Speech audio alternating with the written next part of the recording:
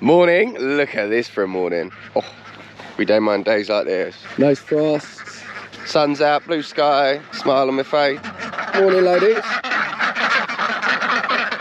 Off you pop. First job of the day, move the duck house.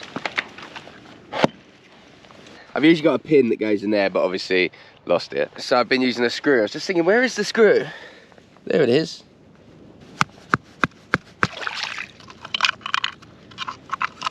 Hello. So we just pop that in there.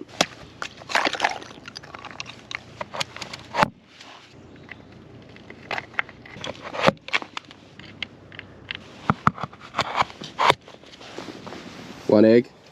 Still going.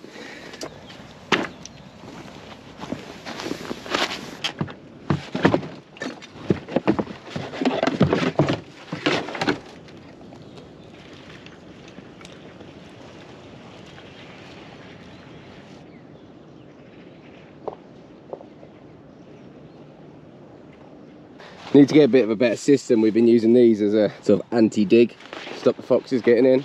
Because I've been trialling a Browning trail cam, and we've caught a silly amount of foxes on it actually. Just to keep an idea of how many sort of foxes are around and things like that. And we've caught a lot of foxes on it, which isn't what my fox shooter tells me. He tells me there is none around. So I think someone needs to go to Specsavers. We actually don't really shoot foxes this time of year. We have to start getting onto them a little bit later on, because otherwise we just lose so many lambs. We live really, really close to town, and the fox population around here is just like nothing I've ever seen before. For such a small farm, it is just ridiculous. But you've got loads of houses, there's rubbish everywhere, people feeding them, just blowing the population out of control. And sadly, we just start losing too many lambs, so we have to control the numbers a bit. This time of year, I don't really worry about it too much. But obviously, I mean, the ducks are precious now, aren't they? My precious little friends. It's a good day to be a fool. Who's a silly Billy then? You are.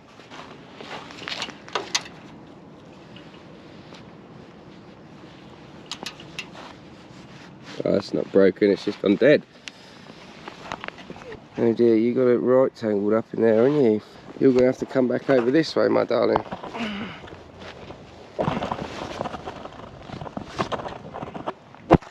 If you weren't jumping fences, that wouldn't happen, would it? That's going to be sore for a day or two. It's alright, it's not broken, she's just been hanging there probably all night and it's gone dead. What a silly sausage. Right, next up, I'm going to put some hay out for the cattle. First bale they've had this year. Still working out what to do with some of them, so I'm just trying to keep them in the front field for another week, if I'm honest with you. Right, hay is on. That's not on, Chris. Yes, it is. It's on absolutely fine. That's how it landed. And I didn't empty my truck first because I'm a lazy boy and I'm going to go fencing tomorrow, and I just couldn't be bothered to take it off and put it back and take it off and put it back.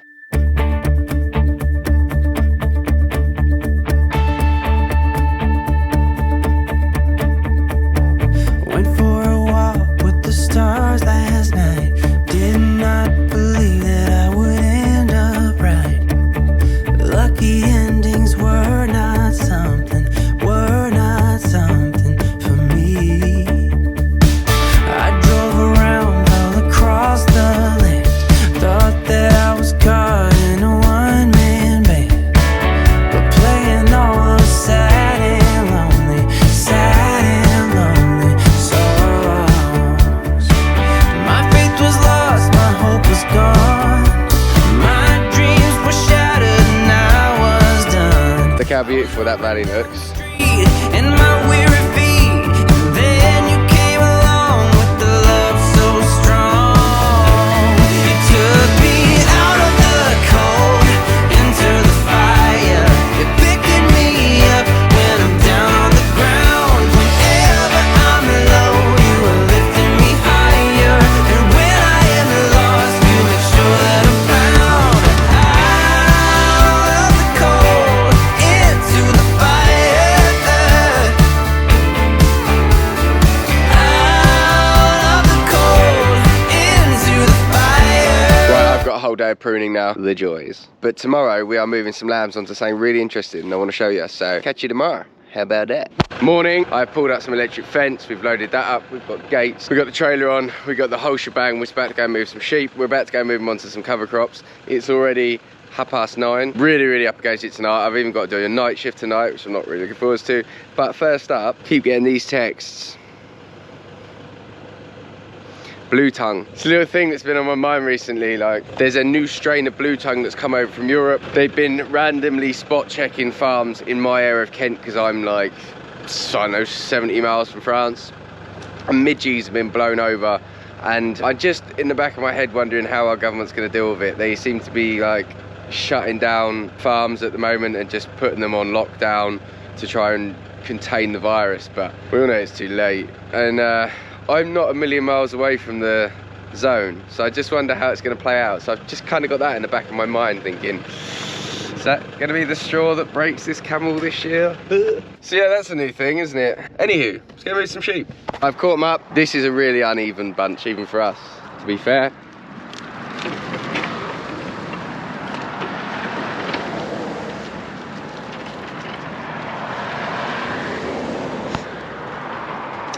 The ewes have really gone back a little bit. I don't know why. I've got some ewes mixed in here, as you can see, but they've like, it's checked them a bit. Not sure what's going on there. So there's about 4 trailer loads here. They've got to go about 2 miles up the road. We made it.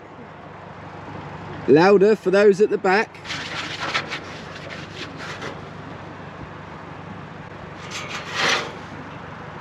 Big John.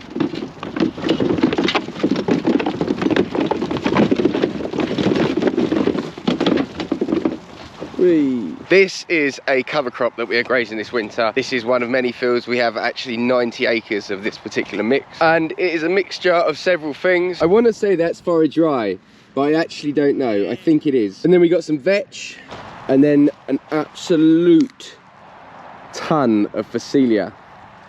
Now this isn't a particularly good grazing mix. In fact, I'm told that Phacelia is really unpalatable for lambs. We have grazed some in the past, but I mean, not to any extent like this. I mean, I'd go as far as to say it's 70% Phacelia.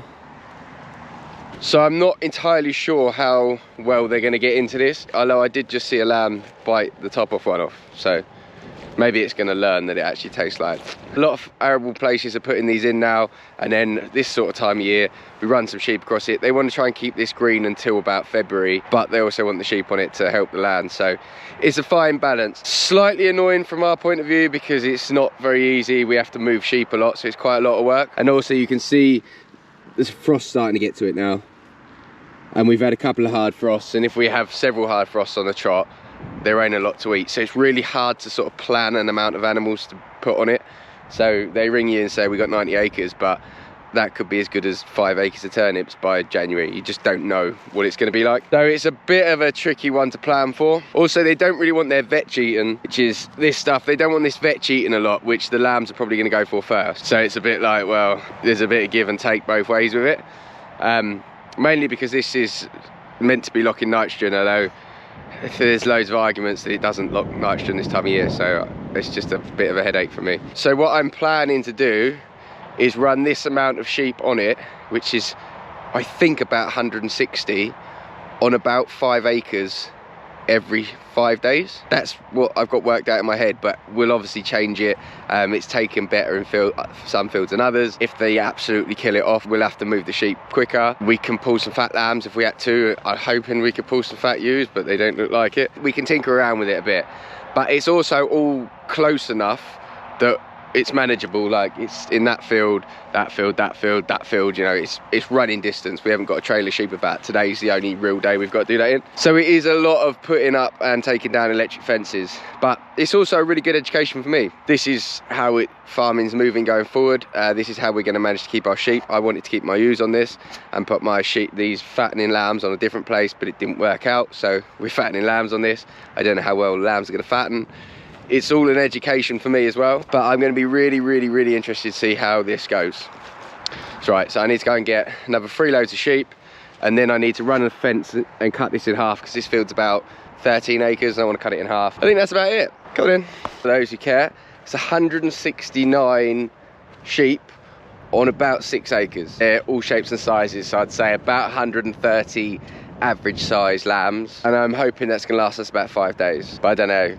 I mean, that's just a guess. That's what I'm hoping. So we'll just have to wait and see. It wouldn't be the best cover crop I've ever grazed in the world, but it'll be interesting to see how it goes. I am also very concerned about dogs here because, well, there's dog poo everywhere, and I do mean everywhere. There's one I trod in earlier.